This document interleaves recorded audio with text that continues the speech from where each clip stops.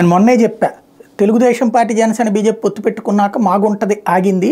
ఎందుకంటే ఈ టైంలో ఇస్తే గనక సీటు మాగుంట కుటుంబానికి అంటే మాగుంట రాఘవకి ఇస్తే గనక అందులో నిందితుడికి ఎన్డీఏ సీట్ ఎట్లా ఇచ్చిందంటారు, అది పెద్ద సమస్య అవుతుంది అన్నటువంటిది. అయితే అందుకని మాగుంట రాఘవన్ కాకుండా మాగుంట శ్రీనివాసులు ఇచ్చింది తెలుగుదేశం పార్టీ.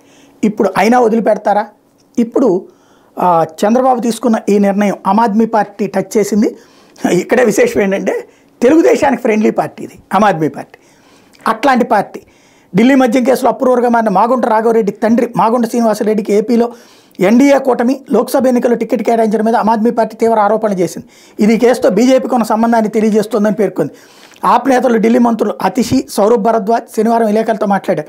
ఈడీ నిజంగానే స్వతంత్ర సంస్థ అయితే మద్యం కేసుకు బీజేపీకి ఉన్న సంబంధంపై దర్యాప్తు జరపాలని అతిషి సవాల్ విసిరారు. సౌత్ లాబీ పేరుతో ఉన్న మద్యం వ్యాపారులతో బీజేపీకి సంబంధాలు ఉన్నాయని ఆరోపించారు. ఇదే కేసులో అప్రూవర్గా మారిన శరత్ చంద్రారెడ్డి కూడా ఎలక్టోరల్ బాండ్స్ ద్వారా బీజేపీకి 55 కోట్లు చెల్లించారని పేర్కొన్నారు.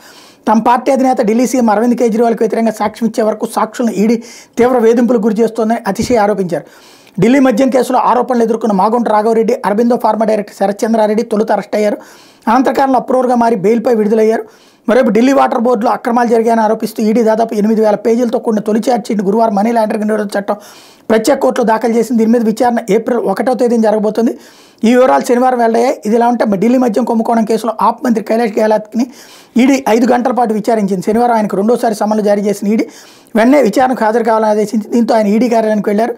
ఢిల్లీ మద్యం విధానాన్ని రూపొందించిన మంత్రుల సంఘంలో ఆయన కూడా ఉన్నారు. విచారణ పూర్తయ్యాక ఆయన విలేకరులతో మాట్లాడి ఈడీ అడిగిన ప్రశ్నలకు సమాధానం ఇచ్చారని చెప్పారు.